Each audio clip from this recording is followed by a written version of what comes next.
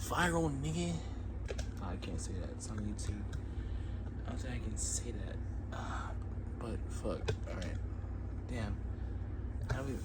There we go.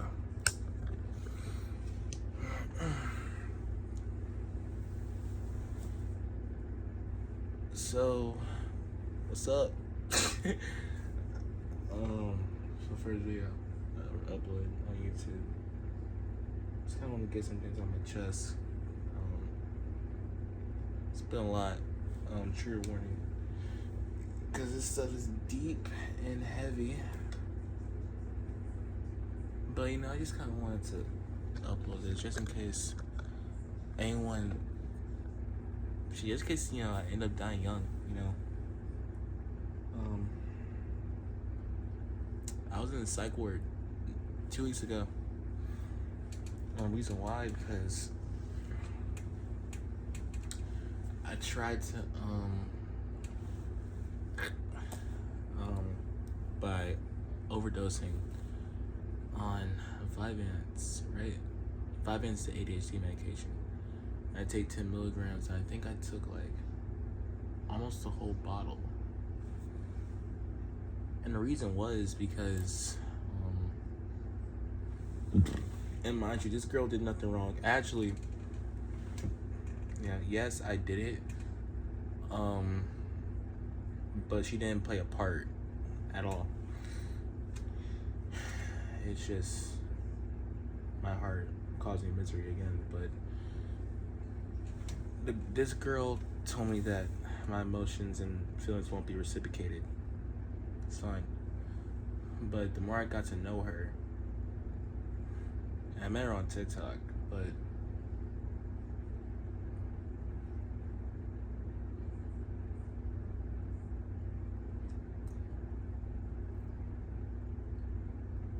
even though it was online. She lives in California. I live in Michigan. You know, I'm gonna move to California soon. Don't know how, but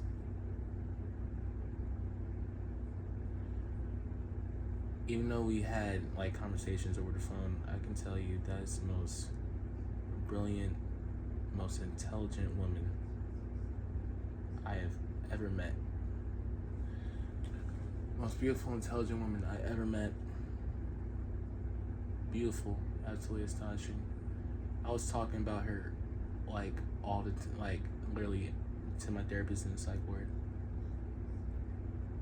And the reason why I felt so connected is because when I looked at her, I didn't see myself. I didn't see anything familiar. I saw someone who is different but similar.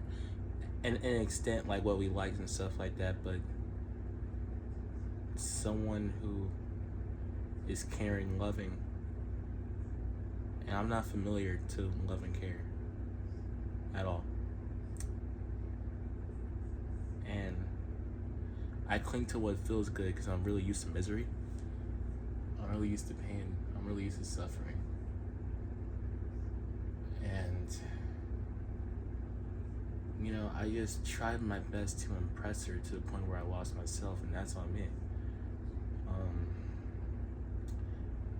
I've been on TikTok, so every time I would post thirst traps, I was just like, I just wanted to impress her. I wanted her to see it strictly for her. I always tell my mom, I always say if her and Zendaya were in the same room, I would run past Zendaya and go straight to her.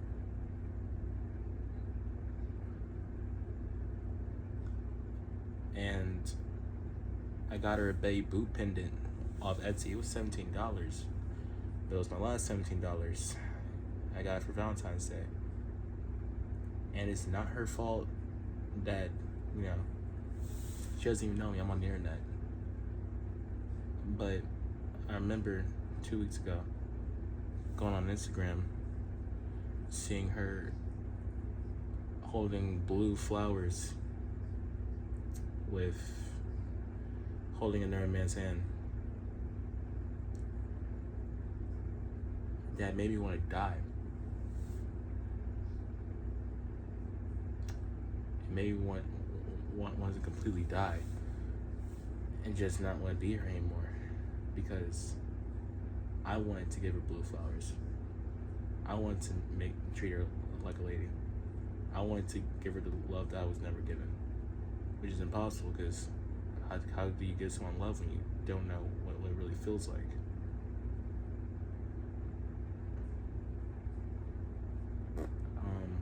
And I was in a psych ward. And more stories. I mean, no, I'm gonna touch on that later, in this video. But came out, went back on stories here with a dude.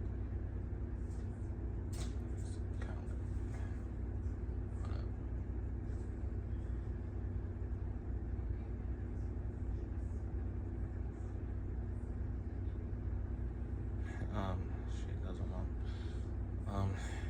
Here with a dude. I used to block her or anything. At first, I was angry. Why am I angry? I don't know. I just go straight to anger when I'm grieving. It's hard for me to really regulate at times, but I try my best. But I blocked her not because it's out of anger or something like that. It's just out of I hope she's happy, but I can't see her happy with another man. It would completely break my heart, and I still get panic attacks. Actually, before I saw that picture she posted on her close friends, I had a dream about her with another dude. I woke up having heart palpitations. I don't know if that's spiritual or that's just me because they pumped me up on so much shit at the psych ward when I was in the hospital. But even like in public, while I was like in public, I had like panic attacks, and every time I thought about her with another dude, my knees got weak, and I can't put myself through that. I can't. And yeah, you can be like, oh, like you can be a friend, but that's gonna cause me suffering because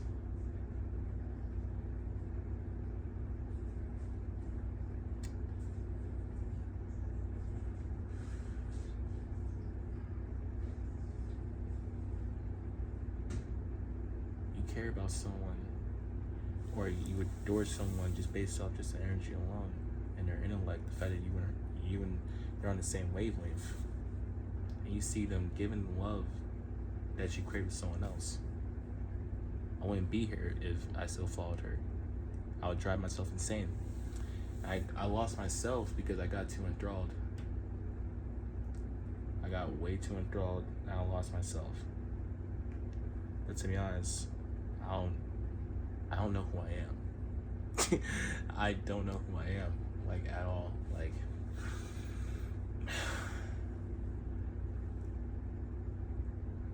Like I know who I am, but there's times where I get to lose sight of who I am in the grand scheme of things.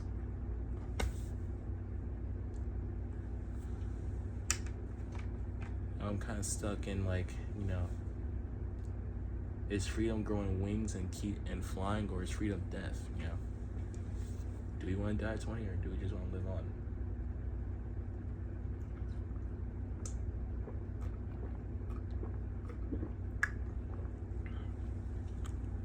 Another thing about ODing is that when I was dying, that was the first time I felt peaceful.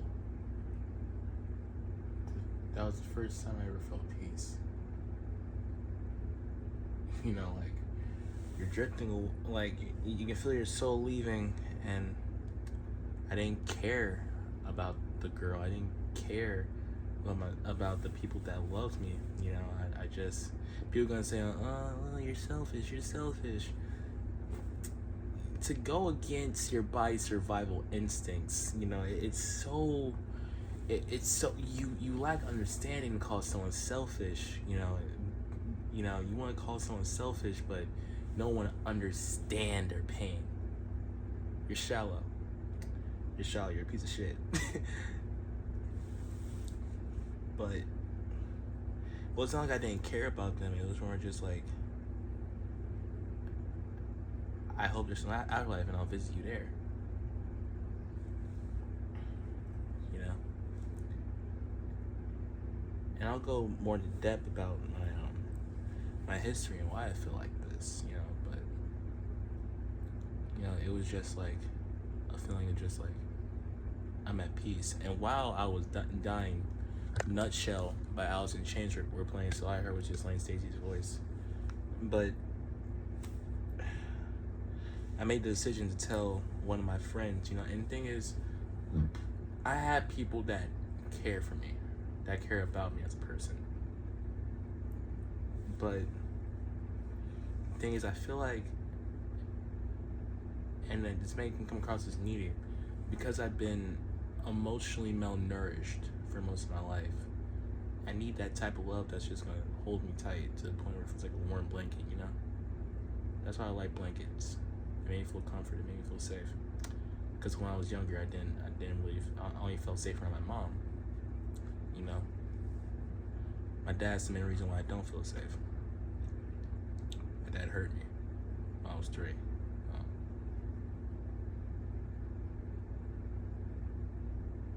But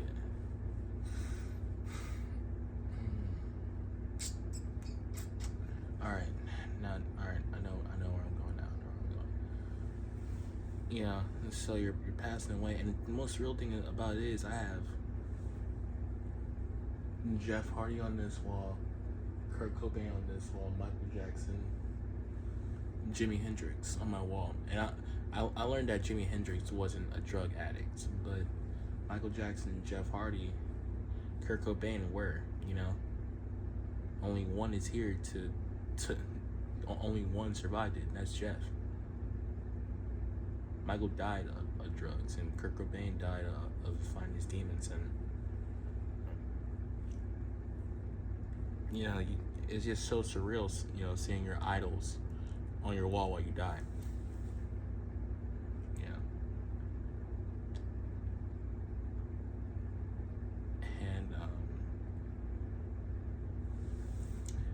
I still mustered up the strength of my body, you know, because the police knocked on the door, because one of my friends from high school called that number,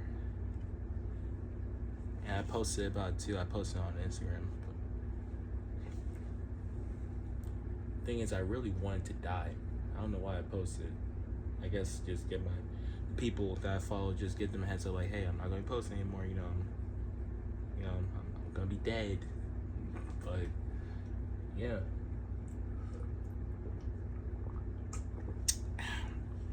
you really want to die? Don't post it. Don't die. Actually, you're most likely really cool. Even though I can't tell you to hang on at the moment or give you advice, because I am very lost. I am very mentally ill. But so they took me, and you know, went to a hospital. I remember being on that ride, like, I don't want to be here anymore. And the thing is, it's not just about the woman. It's about, you know, it's not just about her. It's not just about the girl. That, like that was the one thing. Because why I did is because, like, I felt in my heart that I found the one. Because she's so beautiful. She's so elegant. She's precious. She's everything in a woman that I desire. You know? I wanted to grow. I wanted to be successful with her. You know, I wanted to build an empire, because my mom built an empire, you know, in Las Vegas, and my dad tore it down. I always wanted that togetherness that, you know, got each other. And once I found that is off the table, I was like, I suffered all this time, went through all this abuse, this suffering, this pain, you know, stepped on, mistreatment, emotionally malnourished, left, abandoned, abused. just to not have, not just not to get that one thing. I lost faith in the universe. I lost faith in the world. You know, I clutched my chest. I fell to the floor. Can't breathe. You know, the panic attack. I still have panic attacks now thinking about it. You know, but yeah, I'm not gonna name any names. Like I said, she is not responsible. She didn't do anything wrong. I'm just fucking psychotic.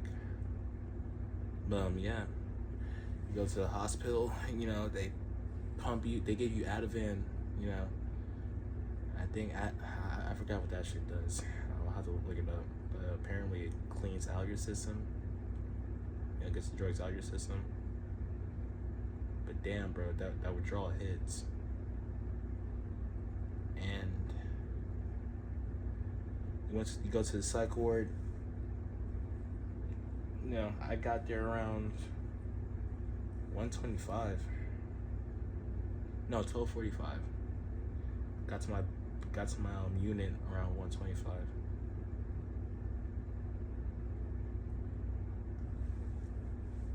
And I just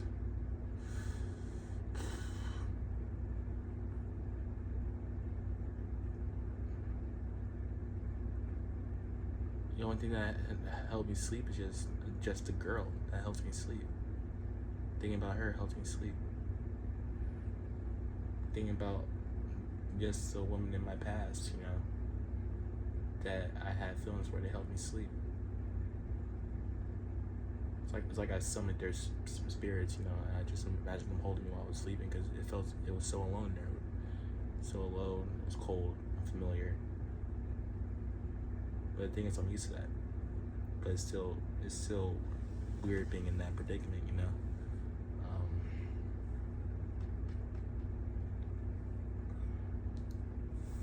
So I was in there for I was here around 5 days. Cause I got there on Sunday, got out on Thursday, was diagnosed with borderline personality disorder, which, yeah. I'm gonna talk about the withdrawals. I don't know if it was still going through withdrawals, but I was on Lexapro while I was in there, and Triazodone. I took Triazodone to go to sleep. And when I got out, I was having withdrawals so hard. The shaking, you know, like, I feel like you're not controlling your own body, you know, the teeth chattering. And I had pictures of, like, the girl. And I'm going to say the girl because I'm not naming her name. She's private. I respect that. You know, I don't even want to know. She's going to know that I'm talking about her. Sorry. But I had pictures of her on my phone. And while I was going through the withdrawal, I remember I got home that Thursday. It was going around around 12. Actually, no, 1 o'clock a.m. or 2 o'clock a.m. I'm shaking. Like, I was trying to make some tea, but I just wanted to get to the bed, you know.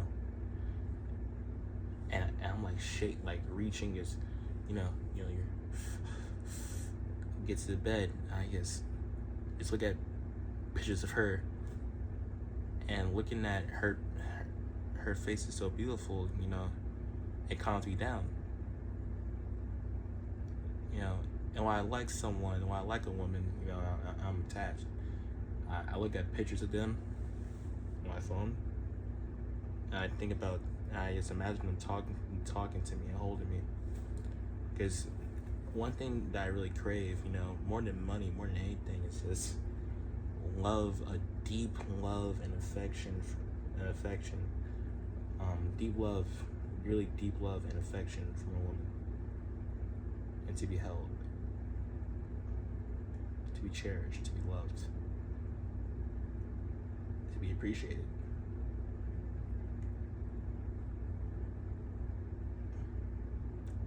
To be valued, to be seen, you know, someone to not want me to change who I am, but develop and support me.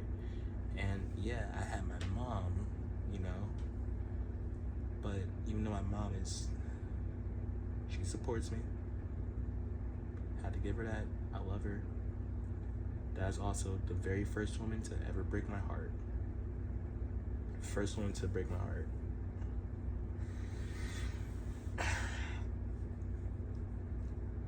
And just kind of, it's real weird because, you know, I love my mom, but I don't feel safe around her. Her hugs don't feel like hugs. It feel like body weight on me.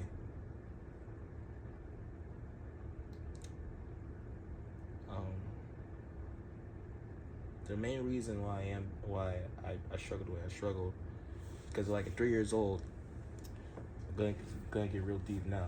Might turn your stomach. So my dad was very abusive. He abused my mom while she was pregnant with me.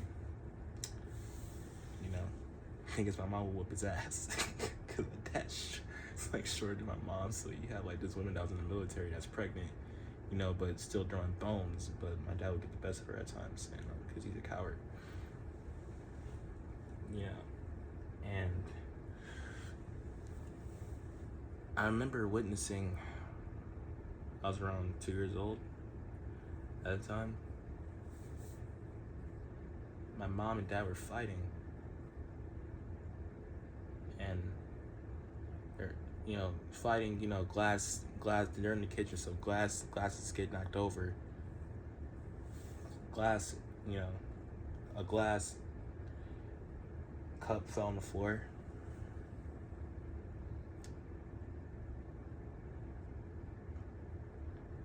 I'm like, you know, I'm a baby, so, you know, I'm just like trying to like see like what's going on, because all you hear is just flesh pounding, you know, glass, you know, on the floor, dropping, breaking. Mom falls on the floor on the glass. My dad picks me up, puts me on the counter, and proceeds to beat my mom in the glass.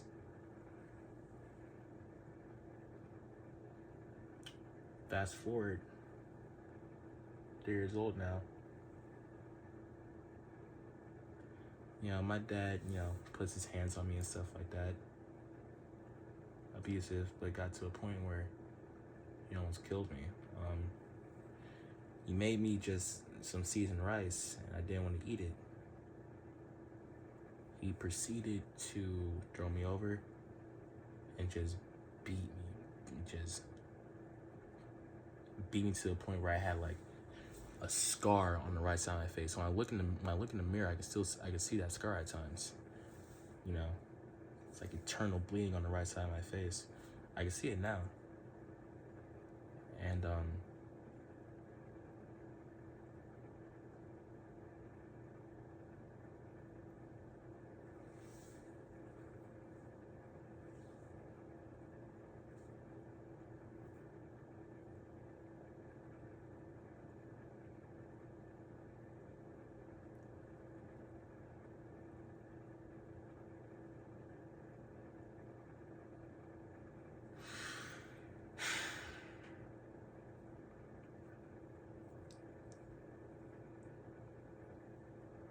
I can see it.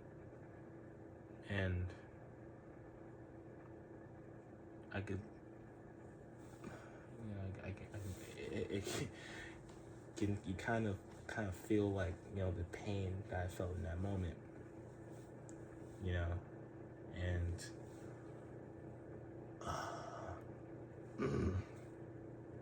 Jesus Christ, I hope I've been preaching on find this video, bro, because I don't want to end up on their page. But please don't review this.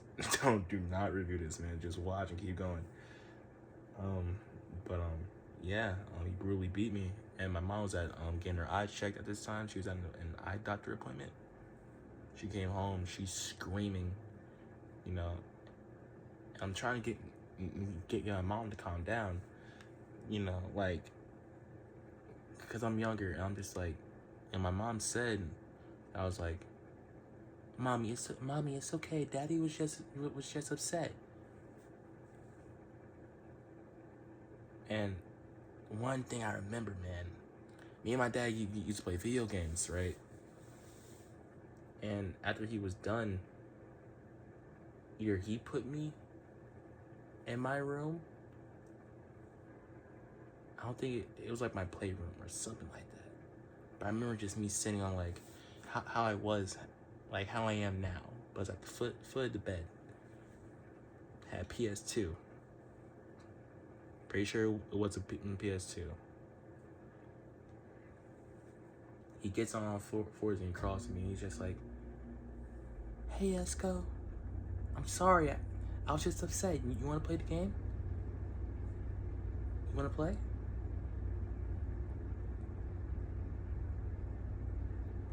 Most likely it's not those exact words, probably worded differently. However, he just acted like nothing happened, you know? Like it was just like, hey, like, you know, I'm sorry. It's okay, you know? And I never saw, he went to jail, got bailed out with my grandma. I did hold some resentment towards my mom at the time. It was just kind of like, why did you leave me? You know? Then my mom, you know, me and her started having her issues, but I'm not gonna air that out. I'm not even gonna tell it because I love my mom, you know? I actually chased my mom a lot, but, you know, she had to work, you know, then we had to, you know,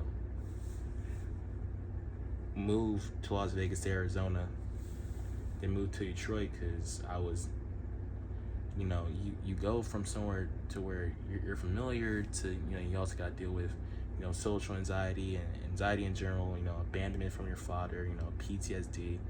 You know, I used to have tantrums a lot.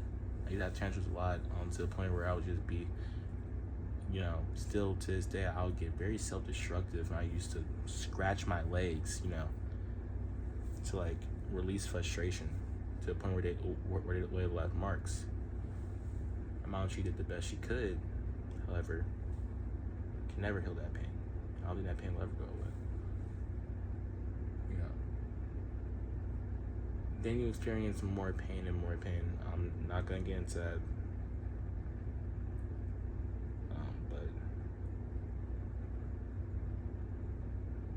But one thing that hurts the most is that I do have friends, right?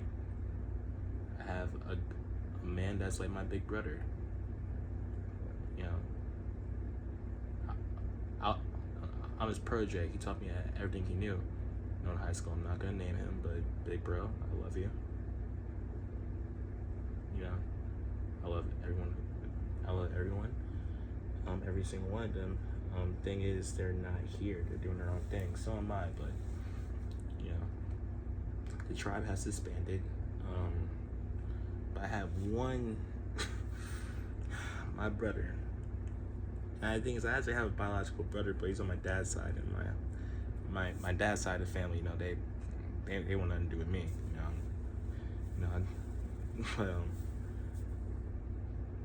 But why would I would, you know, want anything to do with them and like, you know, fuck them. But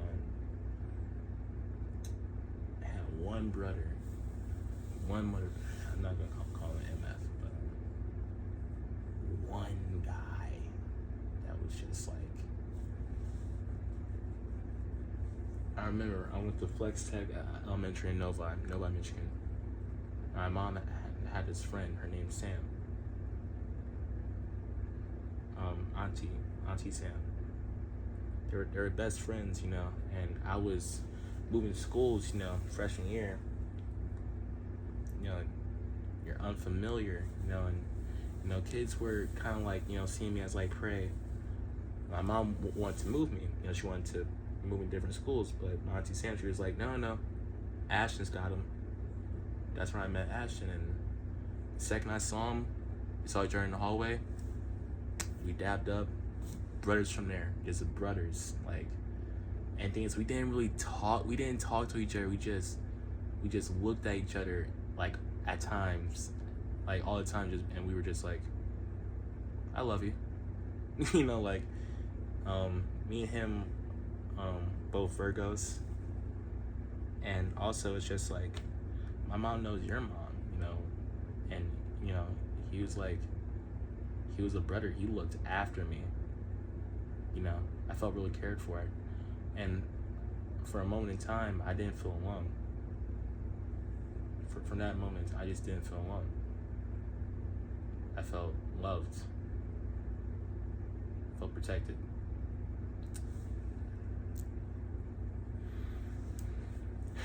But he struggles with demons as well. He had a father who was very abusive towards him, verbal abuse. You know, and he used drugs to cope with his pain. And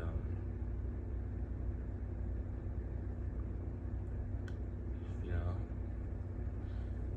his mother was scared, man, scared. She did the best she could. Gotta go to work though. Gotta go to work. You know, my mom tried his best. You know, because we were living in Livonia, Michigan at the time, while I was going to school in Novi. So, you know, my mom's just like, you know, like, just bring him over here. Like, Sean, he stays in his room, he's gonna leave him alone. Maybe him and Sean can hang out. I was down with it. Loved Ashton. That's my brother forever. Ashton, I fucking love you. Like, I love you. You're the one person that I love you so much, bro. I try to off myself so I can meet you, so I can see you again. That's how much I love you, bro. I love you. I love you. I love you, bro. And you know, time went on. Spring 2019.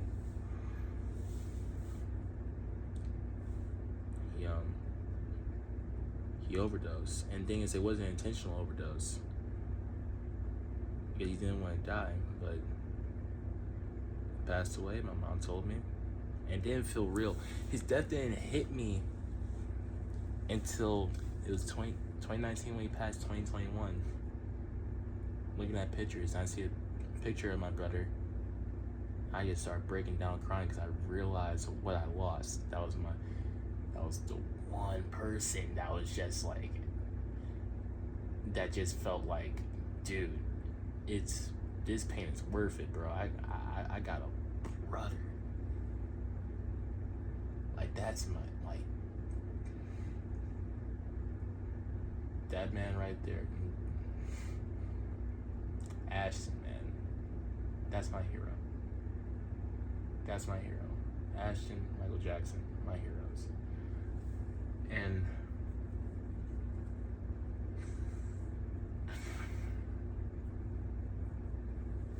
the main reason I wanted to die is just I got so sick and tired of the pain. You know, I'm still sick and tired of pain. I'm still going through pain right now. You know, it's off and on.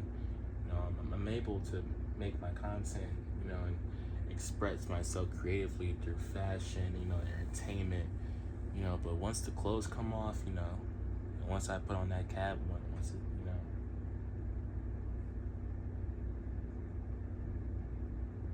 my soul, my inner child screams for love, and my older self just screams to be ashes, you know. And you know, I just really wanted to see my friend again.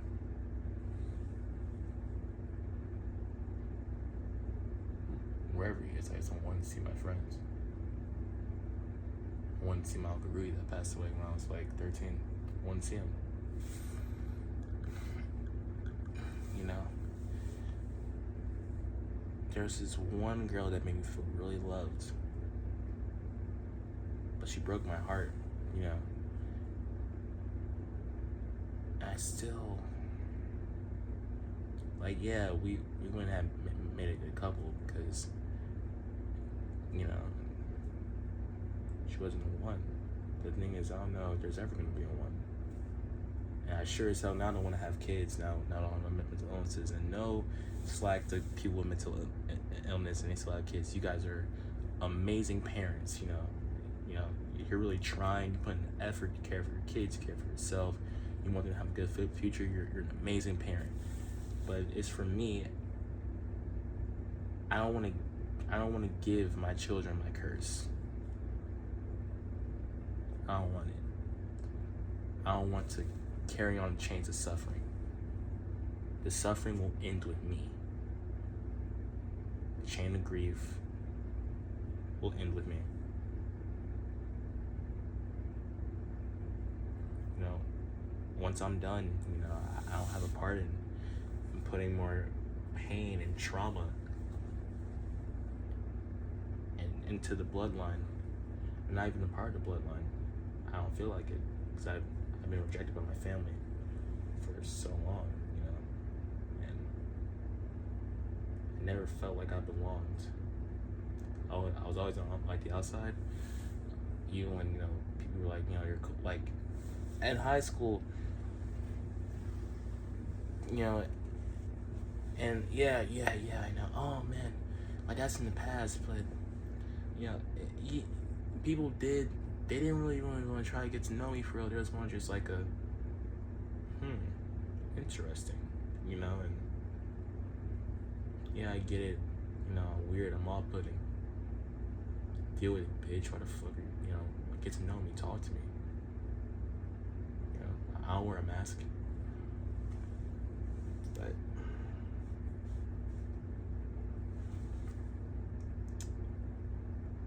so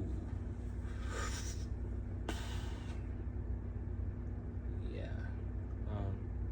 So but I'm in the psych ward. So while I was in the psych ward, I met a girl named Amina. Me and her, you know, we talked and we got comfortable around each other, right? And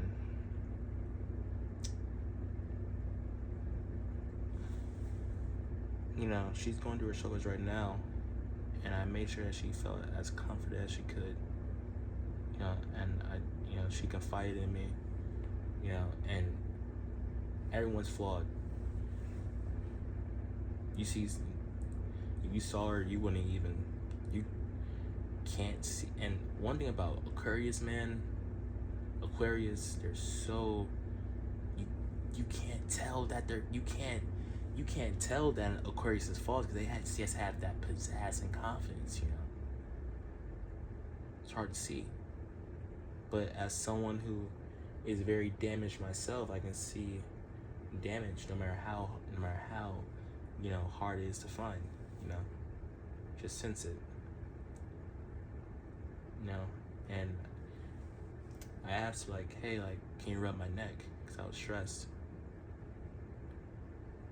And when she touched my neck,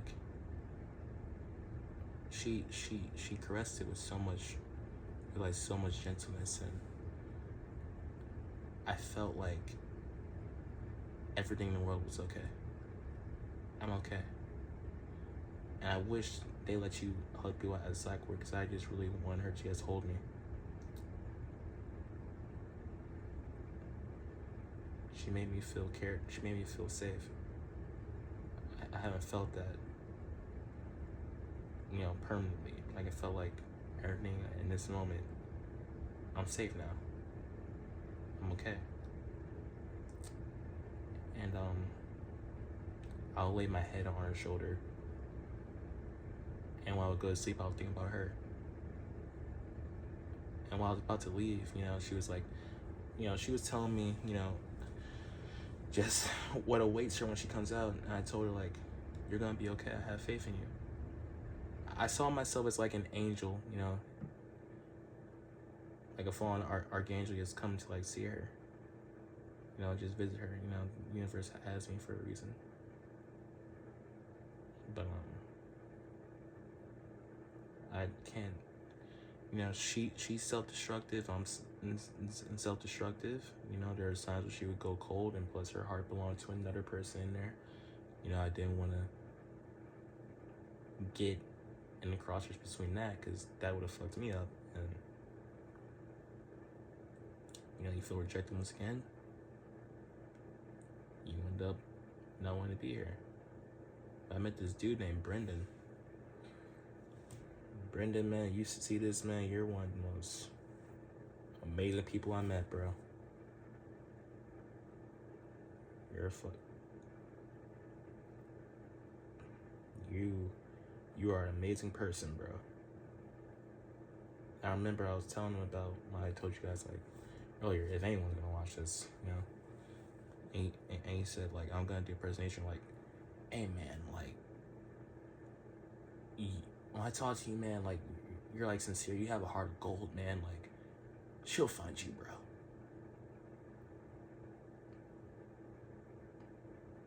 Where is she? Cause I need someone now. But you know, paint on my nails are fading. Me and him really bonded because me and him both fuck with Alice in Chains and like new metal rock music. You know, he wrote me a song list. I'll have to see. You know, but most of the songs he put me on that list, I already knew, except for the songs by Lil Peep. But I fuck with Peep though. But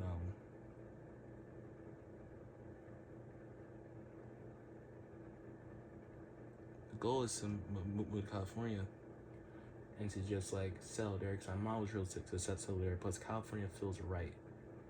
That's where people go to like you live in Michigan, man, and I'm not dog Michigan because Michigan is, you know, helped build me, but it's like there's only so much you can do here. You know, you go to places like Los Angeles, Atlanta, you know, Las Vegas. You want to make something like yourself, I feel like, and California, you know, I feel like that's a good shot to go in there and really get into the modeling industry. My goal is to be America's best top model and have influence, have everyone kiss my ass. But you know, just want to influence and help creators create. Just, you know, be able to have money to where I can just create, you know, endlessly, you know, no limits. But the thing is, I kind of already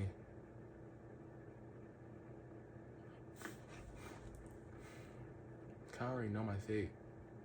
Something tells me I'm gonna become a model, right? Top model.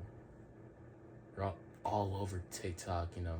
Everyone's just like, you know, might have that Michael Jackson effect where people just freeze, like, you know, cameras following you everywhere, like some 90s type thing type shit, you know.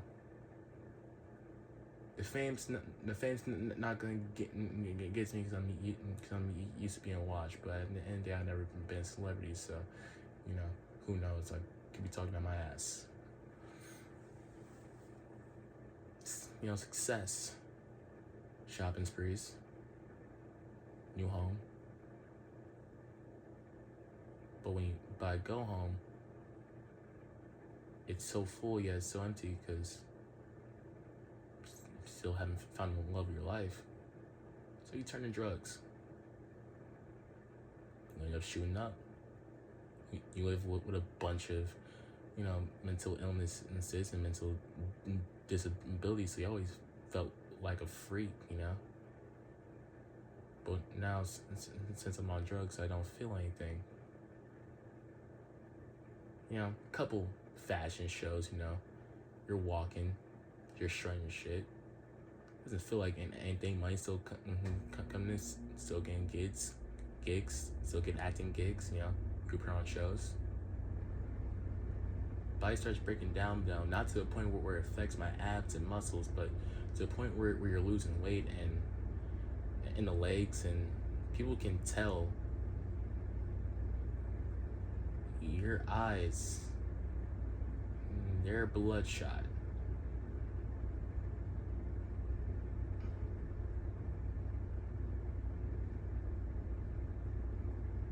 Soon, you die. I feel like that's how life's gonna turn out. And if it did, and if it does, at least I lived out my dream before I got this, before I was visited by the peace of dying again. You know?